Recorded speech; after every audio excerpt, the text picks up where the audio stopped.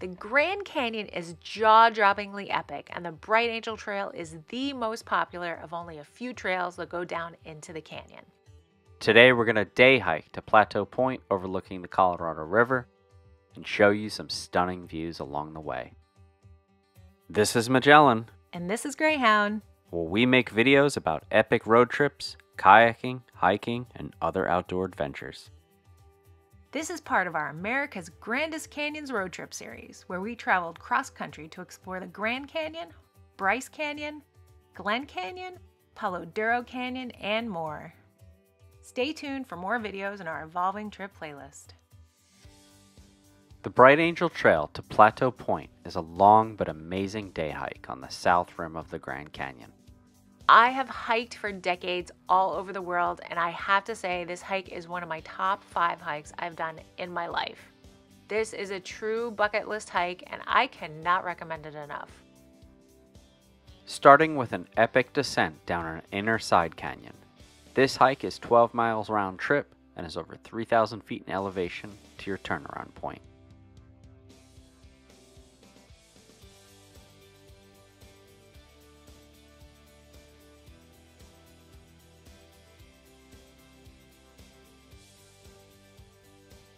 Your first landmark, only 10 minutes in, will be the first tunnel.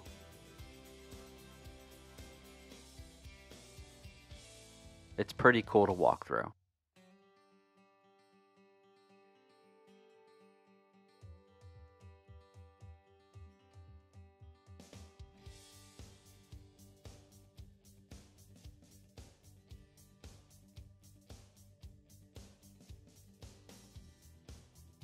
That's the end goal right over there, Plateau Point.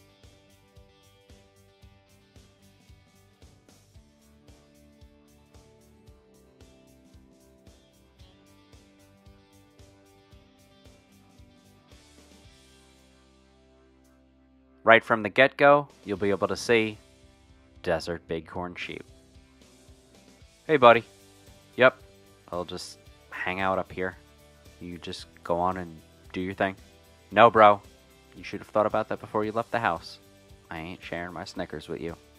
As I was saying, right from the get-go, you'll be able to see your destination, with the green Indian Garden at the bottom and Plateau Point seemingly near, but very far in the distance.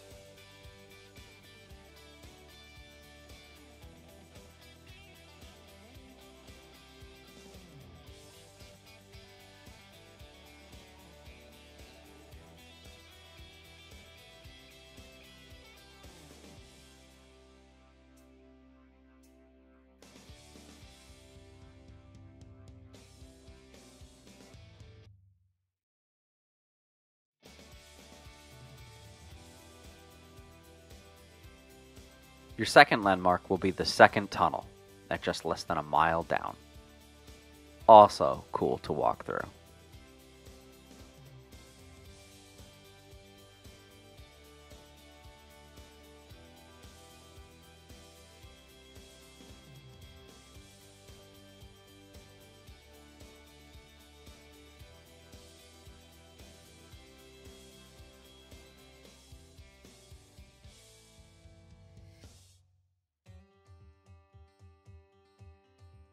A little history. A 19th century businessman and later Arizona senator named Ralph Cameron built the Bright Angel Hotel at the trailhead and charged a toll of $1 to access Bright Angel Trail, plus additional fees for water and outhouse use.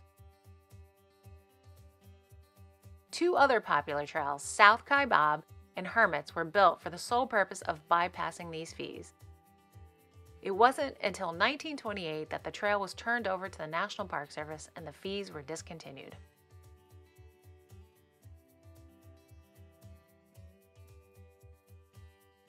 So maybe we can thank Cameron. Unlike the South Kaibab Trail that we did a day or so before, this trail has plenty of water and restroom opportunities.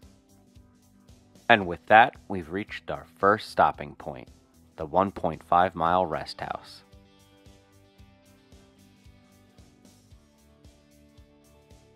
There's water here from May to October, as well as restrooms.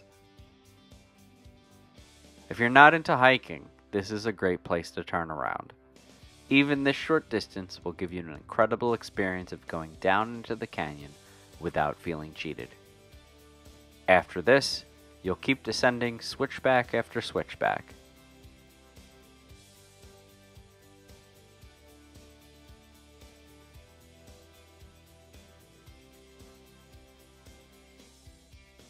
Not to scare anyone, but just remember, it's super easy for most people to go down, but just imagine yourself going back up, so keep that in mind for yourself.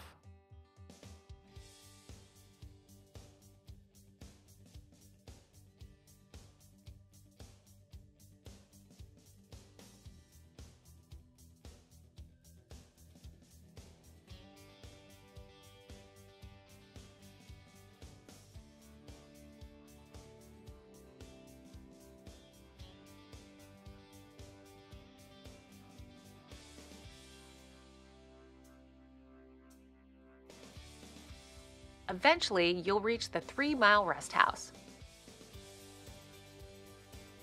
Again, do your business if need be and prepare to descend even more. Remember to look back up once in a while to see where you've come from.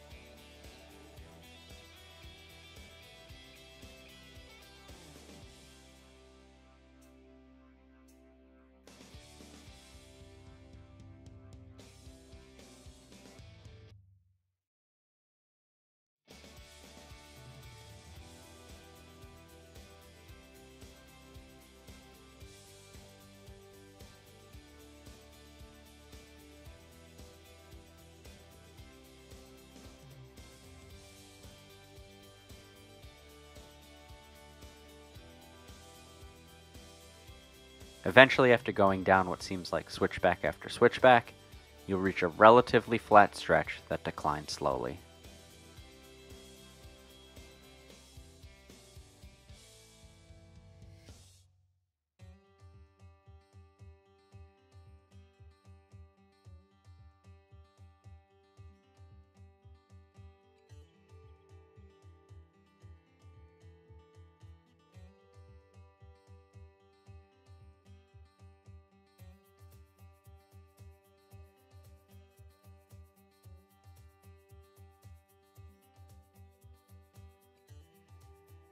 This will take you to Indian Garden, which will not only provide you with water, restrooms, and shade if you need it, but this is a campground as well.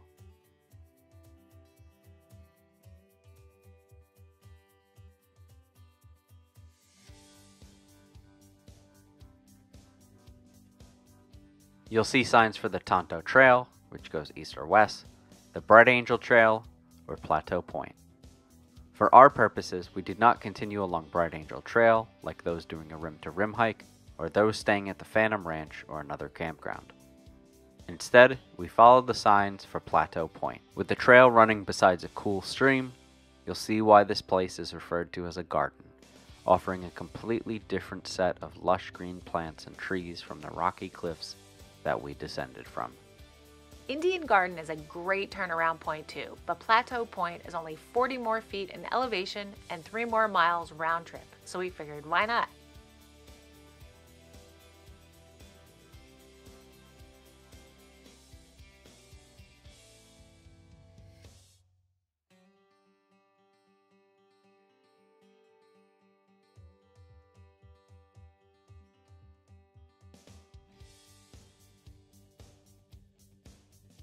As soon as you leave Indian Garden, after maybe a quarter mile or so, is when it hits you.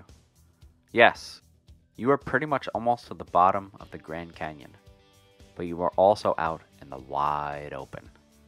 It's all around you in its vastness, and it is awesome.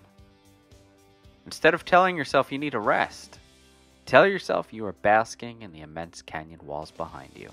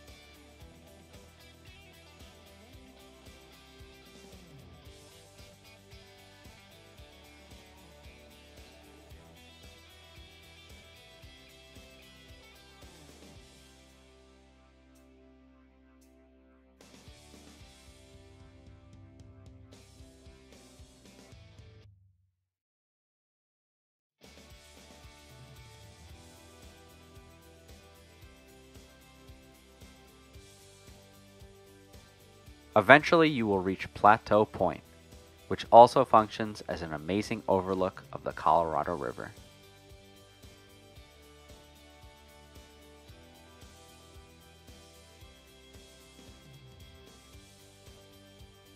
It's pretty incredible, and it's even better once you realize you will see almost no one out here. No crowds, no talking, just you and the canyon.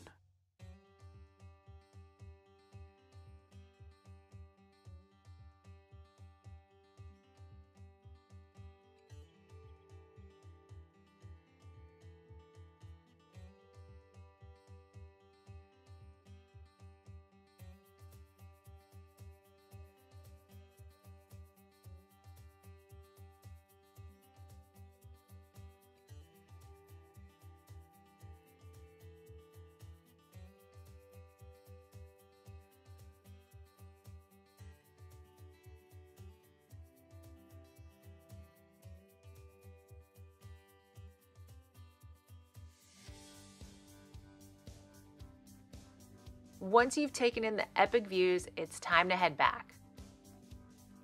For those who want to know, we arrived at Plateau Point at about 9 a.m. in late September.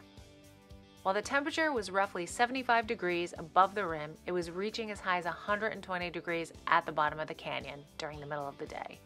For that reason, the National Park Service was advising hikers to not be at the bottom, or hiking at all, after 10 a.m. and before 4 p.m.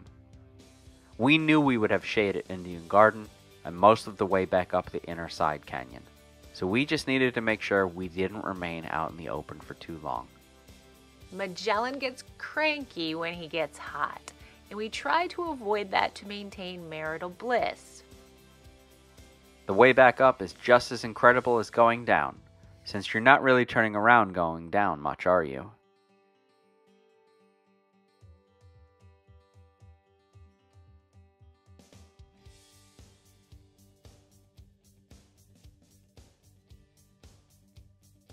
When we returned to Indian Garden, we were able to see a mule ride tour, stopping for a rest.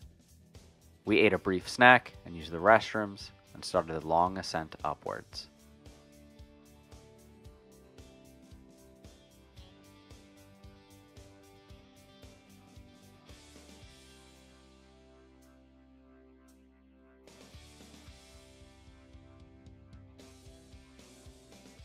Maybe you'll see some more wildlife like we did.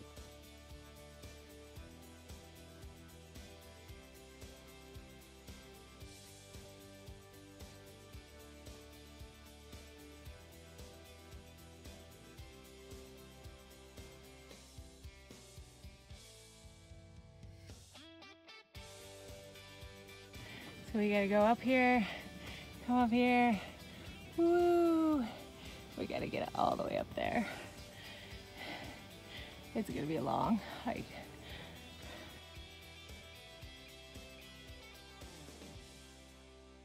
Just as we expected, once we reached the portion where the switchback started, we knew we had plenty of shade and time.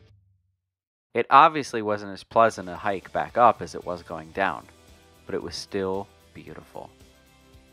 And while we spent a lot more time stopping, we were able to appreciate the views a little more. All in all, it took a little over 6 hours for us. If you decide to do it, just know that it usually takes twice as long to get back up as it takes you to go down. It was an incredible hike, and while not as strenuous or exposed to the heat and sun as on the South Kaibab Trail, the length and duration still made us earn our beer. And cheese.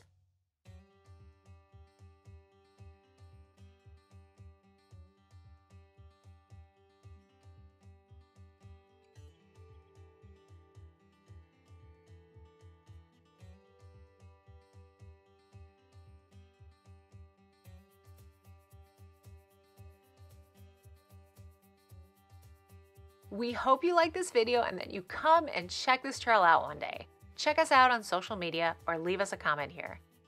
Stay tuned next week as we head to the North Rim to ride some mules. We'll see you on the trails or in the water.